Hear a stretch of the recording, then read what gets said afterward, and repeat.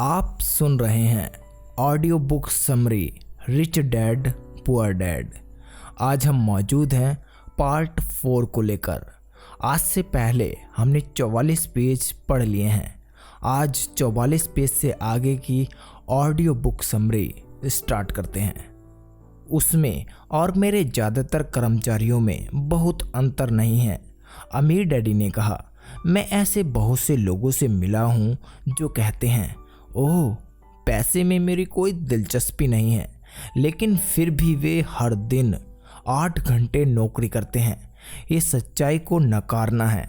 अगर उनकी पैसों में कोई दिलचस्पी नहीं है तो फिर वे नौकरी क्यों कर रहे हैं? इस तरह की सोच शायद उस आदमी से ज़्यादा पागलपन भरी है जो पैसों पर कुंडली मारकर बैठ जाता है। जब मैं वहाँ अपने अमीर डैडी की बातें सुन रहा था तो मेरे दिमाग में वे बात आ गई जो मेरे खुद के डैडी ने असंख्य बार कही थी, मेरी पैसे में कोई दिलचस्पी नहीं है। वे इन शब्दों को अक्सर कहते रहते थे। वे ये कहकर खुद को हमेशा सुरक्षित कर लेते थे, मैं इसलिए नौकरी करता हूँ क्योंकि मैं अपने काम से प्यार करता हूँ। तो हम क्या करें? मैंने पूछा। पैसे के लिए तब तक काम ना करें जब तक कि डर और लोभ की भावनाएं पूरी तरह से हमारे दिल से खत्म नहीं हो जाती। नहीं, इसमें तो बहुत समय बर्बाद हो जाएगा, अमीर डैडी ने कहा। भावनाओं की वजह से ही तो हम इंसान हैं। इमोशन या भावना का मतलब है चलायमान ऊर्जा। अपनी भावनाओं के बारे में ईमानदार रहो और अपने दिमाग तथा भावनाओं का इस्तेमाल अपने विरोध में करने के बजाय अपने पक्ष में करो। ओह, माइक ने कहा, अभी मैंने जो कहा है अगर वे तुम्हें पूरी तरह समझ में ना आया हो तो उसकी चिंता मत करो। आने वाले सालों में तुम इसे ज़्यादा अच्छी तरह समझ जाओगे। बस अपनी भावनाओं पर प्रतिक्रिया करने के बजाय उनका अवलोकन करो। भावनाओं से सोच रहे हैं, तुम्हारी भावनाएं हमेशा मौजूद रहेंगी, लेकिन तुम्हें अपने दिमाग से सोचना सीखना होता है। मैंने पूछा, क्या आप मुझे कोई उदाहरण दे सकते हैं? बिल्कुल, अमीर डैडी ने जवाब दिया। जब कोई व्यक्ति कहता है मुझे नौकरी खोजने की ज़रूरत है तो संभवतः एक भावना सोच रही है। इस विचार का असल कारण है पैसे ना होने का डर। लेकिन बिल चुकाने के लिए लोगों को पैसे की ज़रूरत पड़ती है। मैंने कहा, निश्चित रूप से ज़रूरत पड़ती है, अमीर डैडी ने मुस्कुराते हुए कहा। मैं तो सिर्फ ये कह रहा हूँ कि उनके डर के कारण ही उनके मन में ये विचार आता है। मैं नहीं समझ पाया, माइक ने कहा। मिसाल के तौर पर अमीर डैडी ने कहा, अगर धन की कमी का डर सताए तो नौकरी ढूंढने के लिए तुरंत दौड़ने के बजाय वे खुद से ही सवाल पूछ सकते हैं, क्या लंबे समय में नौकरी इस डर का सबसे अच्छा समाधान है? मेरे ख्याल से इसका जवाब है नहीं। दरअसल नौकरी एक दीर्घकालीन समस्या का अल्पकालीन समाधान है। लेकिन मेरे डैडी हमेशा कहते हैं, स्कूल जाओ, अच्छे ग्रेड लाओ ताकि तुम एक सुरक्षित नौकरी खोज सको। मैंने थोड़ी दुविधा में कहा, हाँ मैं समझ सकता हूँ कि वे ऐसा क्यों कहते हैं। अमीर डैडी मुस्कुराते हुए बोले, ज़्यादातर लोग यही सलाह देते हैं और ये ज़्यादातर लोगों के लिए ये एक अच्छा रास्ता भी है। लेकिन लोग मूलतः डर के कारण ही ये सलाह देते हैं। आपका मतलब है कि मेरे डैडी ऐसा इसलिए कहते हैं क्योंकि वे डरे हुए हैं? हाँ, अमीर डैडी ने कहा, वे घबराते हैं कि तुम पर्याप्त पैसे नहीं कमा पाओगे और समाज में फिट नहीं हो पाओगे। मुझे गलत मत समझना, वे तुमसे प्यार करते हैं और तुम्हारा भला चाहते हैं। मैं भी शिक्षा और नौकरी को महत्वपूर्ण मानता हूँ, लेकिन इससे डर का इलाज नहीं होता। देखो, जो डर कुछ पैसे कमाने के लिए सुबह उन्हें उठाता है, उसी डर के कारण वे तुम्हारे स्कूल जाने पर इतना ज़्यादा जोर दे रहे हैं। मैंने पूछा, तो आप क्या सलाह देते हैं? मैं चाहता हूं कि तुम पैसे की ताकत से घबराने के बजाय उसमें माहिर बनना सीखो। ये स्कूल में नहीं सिखाया जाता है और अगर तुम ये नहीं सीखते हो तो तुम पैसे के गुलाम बन जाते हो। अब ये कुछ समझ में आ रहा था। वे चाहते थे कि हम अपने दृष्टिकोण को व्यापक बनाकर वे देखें जो इस संसार के मिसेस मार्टिन जैसे लोग नहीं देख पाते थे। उनके दिए उदाहरण उस वक्त कठोर लग रहे थे, लेकिन मैं उन्हें कभी नहीं भूला। मेरा दृष्टिकोण उस दिन व्यापक हो गया और मुझे वे जाल दिखने लगा जो अधिकतर लोगों के सामने बिछा रहता है। देखो, हम सभी अंततः कर्मचारी हैं, हम बस अलग अलग स्तरों पर काम करते हैं, अमीर डैडी ने कहा। मैं बस ये चाहता हूं कि तुम लड़कों के पास उस जाल से बचने का अवसर रहे जो डर और इच्छा नामक दो फंदों या भावनाओं से बुना जाता है। इनका इस्तेमाल अपने विरोध में करने के बजाय अपने पक्ष में करो। यही मैं तुम्हें सिखाना चाहता हूँ। मेरी रुचि तुम्हें बस पैसों का ढेर बनाना सिखाने में नहीं है। उससे डर या इच्छा का इलाज नहीं होगा। अगर तुम्हें डर और इच्छा पर काबू पाना नहीं आता तो तुम चाहे कितने ही अमीर बन जाओ, दरअसल तुम ऊंची तनख्वाह वाले गुलाम ही रहोगे। मैंने पूछा, तो हम इस जाल से कैसे बच सकते हैं? गरीब या आर्थिक संघर्ष का मुख्य कारण डर और अज्ञान है, न कि अर्थव्यवस्था। सरकार या अमीर लोग, ये खुद का थोपा हुआ डर और अज्ञान है जो लोगों को जाल में फंसाए रखता है। इसीलिए तुम लोग स्कूल जाओ, कॉलेज की डिग्रियां लो और मैं तुम्हें सिखाऊंगा कि इस जाल से बाहर कैसे रहा जा सकता है। पहेली के टुकड़े अब नजर आने लगे थे। मेरे उच्च शिक्षित डैडी के पास बेहतरीन शिक्षा और बेहतरीन करियर था, लेकिन स्कूल में उन्हें कभी नहीं सिखाया गया था कि धन या इसके बारे में अपने डर या प्रबंधन कैसे किया जाए। अब मैं समझ गया था कि मैं दोनों डैडियों से अलग अलग परंतु महत्वपूर्ण बातें सीख सकता हूँ। माइक ने पूछा, आपने पैसा ना होने के डर के बारे में बात की थी। पैसे की इच्छा हमारी सोच पर कैसे असर डालती है? जब मैंने तुम्हें तनख्वाह बढ़ाने का लालच दिया था तब तुम्हें कैसा महसूस हुआ? क्या तुमने गौर किया था कि तुम्हारी इच्छाएं किस तरह बढ़ रही थीं? हमने सर हिलाकर हामी भरी, पर तुमने अपनी भावनाओं के सामने घुटने नहीं टेके। तुम लोगों ने अपनी प्रतिक्रियाओं में विलंब किया और इस दौरान तुम्हें सोचने का वक्त मिल गया। ये महत्वपूर्ण है। डर और लोभ की भावनाएं हमेशा हमारे अंदर रहेंगी, लेकिन आज के बाद ये तुम्हारे लिए अनिवार्य है कि तुम इन भावनाओं का इस्तेमाल अपने लाभ के लिए करो। और लंबे समय में ये महत्वपूर्ण है कि तुम भावनाओं को अपने दिमाग पर हावी न होने दो। ज़्यादातर लोग डर और लोभ का इस्तेमाल अपने खिलाफ करते हैं। ये अज्ञानता की शुरुआत है। इच्छा और डर की भावनाओं के कारण ही अधिकतर लोग अपना जीवन तनख्वाह, वेतन वृद्धि और नौकरी की सुरक्षा के पीछे भागने में बिता देते हैं। वे दरअसल सोचते ही नहीं कि भावनाओं से संचालित ये विचार उन्हें किधर ले जा रहे हैं। ये तो वैसा ही है जैसे गाड़ी खींचने वाले किसी गधे का मालिक उसकी नाक के आगे एक गाजर लटका देता है। गधे का मालिक जहां जाना चाहता है वहां पहुंच जाता है, लेकिन गधा तो एक भ्रम का पीछा कर रहा है। कल गधे के सामने एक दूसरी गाजर आ जाएगी और गधा उसका पीछा करने लगेगा। आपका मतलब है कि जिस पल मैंने बेसबॉल के नए दस्ताने, कैंडी और खिलौनों की तस्वीरें देखी वे गधे के सामने लटकी गाजर जैसी है? माइक ने पूछा। हाँ, और उम्र बढ़ने के साथ साथ तुम्हारे खिलौने भी ज़्यादा महंगे होते जाएंगे। अपने दोस्तों को प्रभावित करने के लिए एक नई कार, एक नाव और एक बड़ा मकान, अमीर डैडी ने मुस्कुराते हुए कहा। डर तुम्हें दरवाजे से बाहर धक्का देता है और इच्छा तुम्हें पुकारती है। यही जाल है। माइक ने पूछा, तो इसका जवाब क्या है? डर और इच्छा अज्ञानता की वजह से बढ़ते हैं। इसलिए अमीर लोगों के पास जितना ज़्यादा पैसा होता है उनका डर भी उतना ही ज़्यादा बढ़ता जाता है। पैसा गाजर है, भ्रम है। अगर गधा पूरी तस्वीर देख ले तो वे गाजर का पीछा करने के अपने चयन के बारे में दोबारा सोच सकता है। अमीर डैडी ने आगे समझाया कि इंसान का जीवन अज्ञान और ज्ञान के बीच एक संघर्ष है।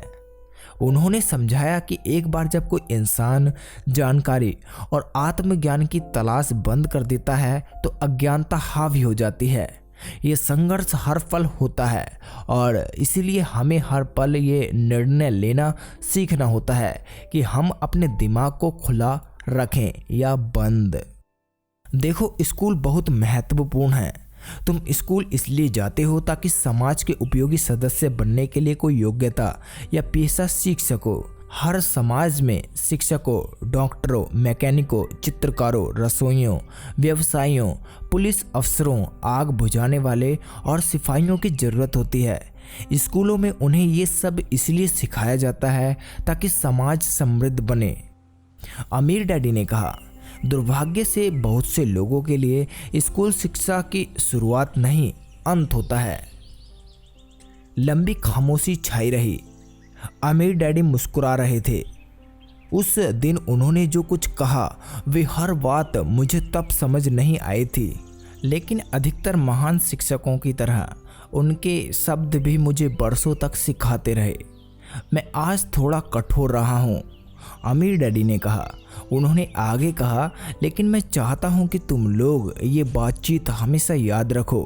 मैं चाहता हूँ कि तुम लोग हमेशा मिसेस मार्टिन के बारे में सोचो और मैं चाहता हूँ कि तुम लोग हमेशा उस गधे को याद रखो।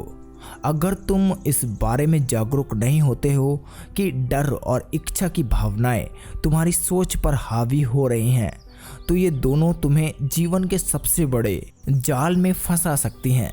जिंदगी भर डर डर कर जीना और कभी अपने सपनों को साकार न करना निर्ममता है।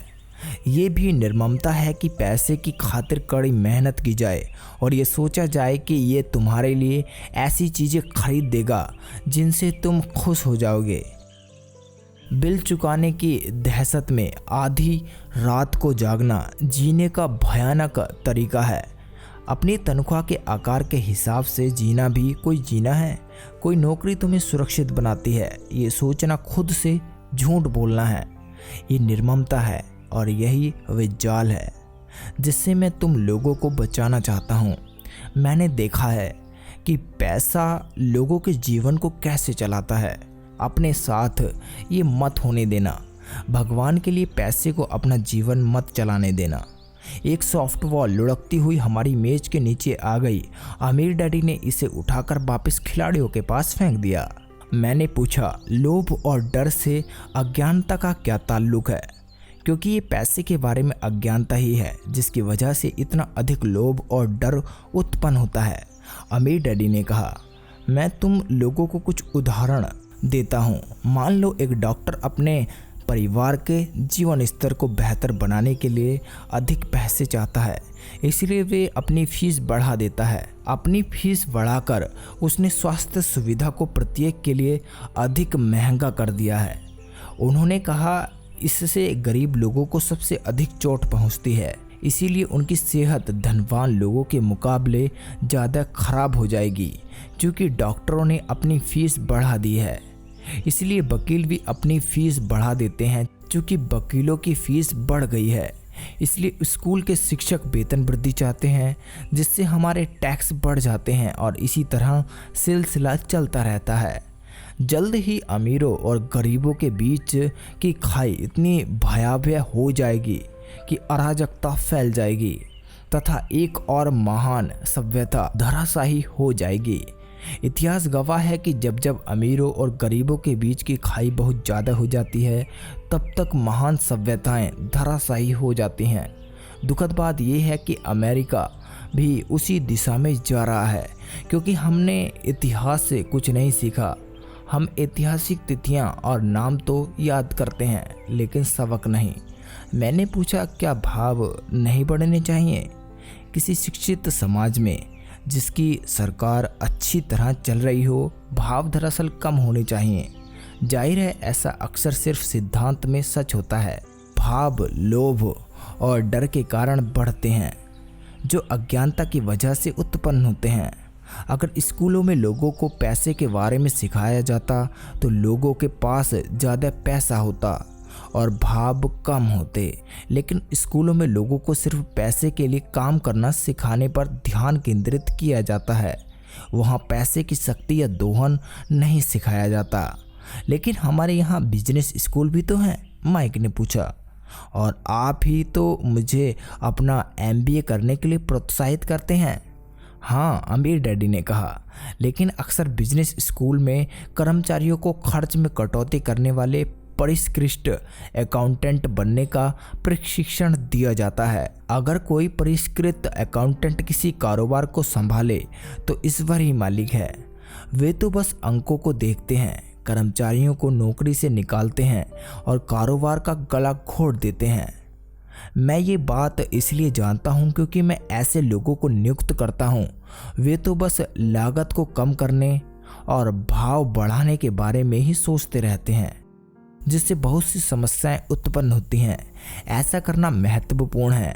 काश अधिक लोगों को ये बात पता होती, लेकिन ये भी पूरी तस्वीर नहीं है। अमीर डैडी ने गुस्से से आगे कहा। माइक ने पूछा, तो क्या इसका कोई हल नहीं है? हाँ, अमीर डैडी ने कहा, सोचने के लिए अपनी भावनाओं का सही इस्तेमाल करना सीखो। अपनी भावनाओं के बहाव में आकर मत सोचो। जब तुम लोगों ने मुफ्त में काम करने के लिए तैयार होकर अपनी भावनाओं पर विजय पाई थी, तो मैं जानता था कि उम्मीद है। जब मैंने तुम्हें ज़्यादा पैसे का लालच दिया और तुमने एक बार फिर अपनी भावनाओं का प्रतिरोध किया, तो तुम भी भावनात्मक उत्तेजना के बावजूद सोचना सीख रहे थे। ये पहला कदम है। ये कदम इतना महत्वपूर्ण क्यों है? मैंने पूछा। देखो, ये पता लगाना तुम पर है। अगर तुम सीखना चाहते हो तो मैं तुम लोगों को ब्रायर पेच यानी कटीली झाड़ियों से भरी जगह पर ले जाऊंगा। ये एक ऐसी जगह है जहां जाने से हर कोई कतराता है। अगर तुम मेरे साथ चलते हो तो तुम लोग पैसे के लिए काम करने का विचार छोड़ दोगे और इसके बजाय पैसे से अपने लिए काम कराना सीख लोगे। अगर हम आपसे सीख लेते हैं तो क्या होगा? हमें क्या मिलेगा? मैंने पूछा। वही चीज़ जो अंकल रीमस की कहानी में ब्रैर रैबिट को मिली थी। अमीर डैडी ने बच्चों की लोकप्रियता कहानी का संदर्भ देते हुए कहा। क्या कोई ब्रायर पैच होता है? मैंने पूछा। हाँ, अमीर डैडी ने कहा, ब्रायर पैच हमारा डर और लोभ है। हमने अपने खुद के विचारों को चुनकर डर, कमजोरी और ज़रूरतों का सामना करना इससे बाहर निकलने का तरीका है।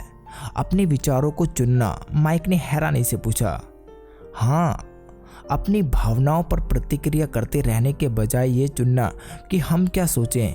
बिल चुकाने के लिए पर्याप्त पैसे ना होने का डर आपको सताता है, इसलिए सुबह उठकर नौकरी करने जाने के बजाय खुद से पूछो, क्या इस समस्या का सबसे अच्छा समाधान इस दिशा में और ज़्यादा मेहनत करना है?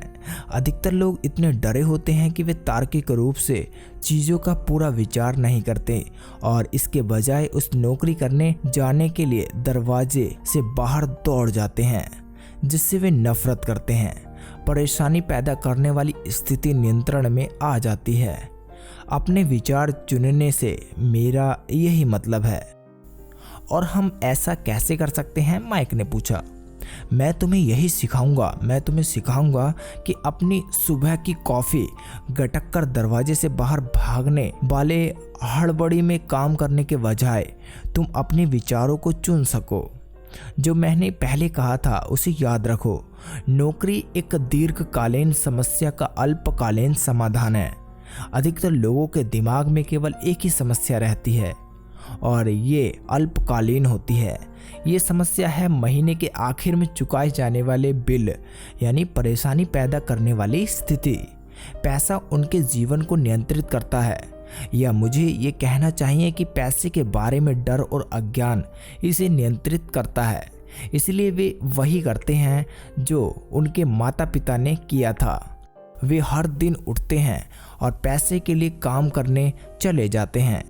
माइक ने पूछा, क्या कोई दूसरा तरीका है? उनके दिमाग नहीं है, उनकी भावनाएं उनकी सोच को नियंत्रित करती हैं। माइक ने पूछा, क्या आप भावनाओं की सोच और दिमाग की सोच का फर्क बता सकते हैं? क्यों नहीं, मैं इसे सारे समय सुनता रहता हूँ, अमीर डैडी ने कहा। मैं ऐसी बातें सुनता हूँ, देखिए हर किसी को काम करना होता है, या अमीर बदमाश होते हैं, या मैं दूसरी नौकरी खोज लूँगा। मैं इस वेतन वृद्धि का हकदार हूँ। आप इस तरह मेरा शोषण नहीं कर सकते। या मुझे ये नौकरी इसलिए पसंद है क्योंकि ये सुरक्षित है। कोई भी ये नहीं पूछता क्या कोई ऐसी चीज़ है जो मैं यहाँ नहीं समझ रहा हूँ। इस सवाल से भावनात्मक विचारों की जंजीर टूट जाएगी और तुम्हें ज़्यादा अच्छी तरह सोचने का समय मिल जाएगा। जब हम दोबारा स्टोर की ओर बढ़े तो अमीर डैडी ने स्पष्ट किया कि अमीर लोग सचमुच पैसे बनाते थे, वे इसके लिए काम नहीं करते थे। उन्होंने आगे बताया कि जब माइक और मैं शीशे से 5 सेंट के सिक्के ढालते समय सोच रहे थे कि हम पैसे बना रहे थे, तो हम उस तरह सोचने के काफ़ी करीब थे जिस तरह अमीर लोग सोचते थे। समस्या ये थी कि सिक्के ढालना सरकार और बैंकों के लिए कानूनी था, लेकिन हमारे लिए गैर कानूनी था। उन्होंने हमें बताया कि शून्य से पैसे बनाने के कानूनी तरीके भी होते हैं। अमीर डैडी ने बाद में बताया कि अमीर लोग जानते हैं कि पैसा एक भ्रम है जो दरअसल गधे के सामने लटकी गाजर जैसा है। सिर्फ डर और लोभ की वजह से ही अरबों लोग पैसे के भ्रम में फंसे रहते हैं और यकीन करते हैं कि पैसा असली है। ये नहीं है, पैसा दरअसल बनाया गया है। जनता के अज्ञान और विश्वास के भ्रम की वजह से ही ताश का ये महल खड़ा हुआ है। उन्होंने बताया कि पहले अमेरिका में स्वर्ण पैमाना प्रचलित था और बाद में हर डॉलर का नोट दरअसल चांदी का प्रमाण पत्र हो गया। उन्हें इस अफवाह से चिंता हो रही थी कि किसी दिन हम स्वर्ण पैमाने को छोड़ देंगे और हमारे डॉलर के पीछे किसी वास्तविक संपत्ति का समर्थन नहीं होगा। बच्चे, अगर ऐसा होता है तो कोहराम मच जाएगा। गरीब, मध्यम वर्गीय और अज्ञानी लोगों की ज़िंदगी सिर्फ इसलिए बर्बाद हो जाएगी क्योंकि वे यकीन करते रहेंगे कि पैसा वास्तविक है और वे जिस कंपनी या सरकार के लिए काम करते हैं वे उनकी देखभाल करेगी। उनकी बातें दरअसल उस दिन हमें समझ में नहीं आ रही थीं, लेकिन आगे के सालों में इनमें काफ़ी समझदारी नज़र आई। वे देखना जो दूसरे नहीं देख पाते। जब अमीर डैडी अपने छोटे सुपरमार्केट के बाहर अपने पिकअप ट्रक में चढ़े तो उन्होंने कहा, काम करते रहो बच्चों, लेकिन तुम तनख्वाह की ज़रूरत को जितनी जल्दी भूल जाओगे तुम्हारी आगे की ज़िंदगी उतनी ही आसान हो जाएगी। अपने दिमाग का इस्तेमाल करते रहो, मुफ्त में काम करते रहो और जल्द ही तुम्हारा दिमाग तुम्हें पैसे बनाने के तरीके दिखाने लगेगा जिनसे तुम्हारी इतनी ज़्यादा कमाई होगी जितनी कि मैं तुम्हें कभी नहीं दे सकता। तुम ऐसी चीज़ें देखो जो दूसरे लोग कभी नहीं देख पाते। अधिकतर लोग इन अवसरों को कभी नहीं देख पाते क्योंकि वे पैसे और सुरक्षा की तलाश करते हैं, इसीलिए उन्हें सिर्फ यही मिलता है। जिस पल तुम एक अवसर भांप लेते हो तो तुम जिंदगी भर अवसर भांप सकते हो। जिस पल तुम ऐसा कर लोगे मैं तुम्हें कोई दूसरी चीज़ सिखाऊंगा। इसे सीख लोगे तो तुम जीवन के सबसे बड़े जालों में से एक से बच जाओगे। माइक और मैंने स्टोर से अपना सामान उठाया और हाथ हिलाकर मिसेस मार्टिन से विदा ली। हम पार्क में जाकर उसी पिकनिक बेंच पर बैठ गए और कई घंटे तक सोचते तथा बात करते रहे। स्कूल में भी हमने अगले सप्ताह सोचा और बातें की। 2 और सप्ताह तक हम सोचते रहे, बात करते रहे और मुफ्त में काम करते रहे। दूसरे शनिवार के अंत में मैं एक बार फिर मिसेस मार्टिन से विदा ले रहा था और कॉमिक बुक स्टैंड को हसरत भरी निगाहों से देख रहा था। हर शनिवार 30 सेंट ना मिलने के बारे में सबसे दुखद चीज़ ये थी कि मेरे पास कॉमिक बुक खरीदने के लिए कोई पैसा नहीं था। जब मिसेस मार्टिन ने माइक और मुझसे विदा ली तो अचानक मैंने उन्हें एक ऐसी चीज़ करते देखा जो मैंने उन्हें पहले कभी करते नहीं देखा था। मिसेस मार्टिन कॉमिक बुक के सामने वाले पन्ने को आधे में काट रही थीं। उन्होंने कॉमिक बुक का आधा कवर अपने पास रख लिया और बाकी की पुस्तक एक बड़े कार्डबोर्ड बॉक्स में फेंक दी। जब मैंने उनसे पूछा कि वे कॉमिक बुक्स का क्या करती हैं तो उन्होंने कहा, मैं उन्हें फेंक देती हूँ। मैं कवर के ऊपर का आधा हिस्सा कॉमिक बुक डिस्ट्रीब्यूटर को दे देती हूँ। जब वे नए कॉमिक बुक लेकर आता है, वे 1 घंटे में आने वाला है। माइक और मैंने 1 घंटे तक इंतज़ार किया। जल्द ही डिस्ट्रीब्यूटर आ गया। मैंने उससे पूछा कि क्या हम कॉमिक बुक ले जा सकते हैं। मुझे बेहद खुशी हुई जब उसने कहा, तुम उन्हें रख सकते हो, बशर्ते तुम इस स्टोर के लिए काम करते हो और उन्हें किसी को ना बेचो। हमारी पुरानी कारोबारी साझेदारी याद है? देखिए, माइक और मैंने इसे पुनर्जीवित कर लिया। माइक के बेसमेंट में एक खाली कमरे का इस्तेमाल करते हुए हमने वहां सैकड़ों कॉमिक बुक का ढेर लगाना शुरू कर दिया। हमने माइक की छोटी बहन को हेड लाइब्रेरियन नियुक्त कर दिया, जिसे पढ़ने में मज़ा आता था। वे लाइब्रेरी में आने वाले हर बच्चे से 10 सेंट लेती थीं, जो हर दिन स्कूल के बाद 2:30 बजे से 4:30 बजे तक खुली रहती थी। ग्राहक यानी इलाके के बच्चे 2 घंटे में जितनी चाहें उतनी कॉमिक बुक पढ़ सकते थे। ये उनके लिए बहुत बढ़िया सौदा था, क्योंकि एक कॉमिक बुक 10 सेंट में आती थी और 2 घंटे में वे 5-6 कॉमिक बुक पढ़ सकते थे। माइक की बहन बच्चों के जाते समय उनकी तलाशी लेती थी। इस तरह वे सुनिश्चित करती थी कि कोई कॉमिक बुक छिपाकर साथ तो नहीं ले जा रहा। वे हिसाब किताब भी रखती थी और ये लिखती थी कि हर दिन कितने बच्चे आए, वे कौन थे और उनके सुझाव क्या थे। माइक और मैं 3 महीने की अवधि में हर सप्ताह $9.5 कमा रहे थे। हमने उसकी बहन को 1 सप्ताह में $1 की तनख्वाह दी और उसे मुफ्त में कॉमिक बुक पढ़ने की अनुमति भी दी। हालांकि वे शायद ही कभी ऐसा करती थी, क्योंकि वे हमेशा पढ़ाई में लगी रहती थी। माइक और मैंने हर शनिवार स्टोर में काम करने और अलग अलग स्टोर से सारी कॉमिक बुक्स इकट्ठी करने का अनुबंध कायम रखा। हमने कोई कॉमिक बुक नहीं बेची और इस तरह डिस्ट्रीब्यूटर से किया वादा निभाया। जब कॉमिक बुक की हालत खस्ता हो जाती थी तो हम उन्हें जला देते थे। हमने एक ब्रांच ऑफिस खोलने की कोशिश की, लेकिन हम माइक की बहन जितने विश्वसनीय और समर्पित व्यक्ति को कभी नहीं खोज पाए। उस छोटी उम्र में ही हमें पता चल गया कि अच्छे कर्मचारी खोजना कितना मुश्किल होता है। लाइब्रेरी खुलने के 3 महीने बाद वहां लड़ाई हो गई। पड़ोसी इलाके के कुछ बदमाश लड़के ज़बरदस्ती अंदर घुस आए और झगड़ने लगे।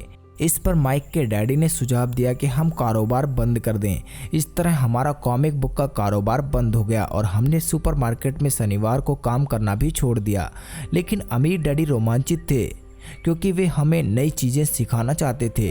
वे खुश थे क्योंकि हमने अपना पहला सबक बहुत अच्छी तरह सीख लिया था। हमने पैसे से अपने लिए काम कराना सीख लिया था। सुपरमार्केट में हमें काम के लिए तनख्वाह नहीं मिलती थी, इसलिए पैसे बनाने का अवसर पहुंचाने के लिए हमें मजबूरन अपनी कल्पना का इस्तेमाल करना पड़ता था।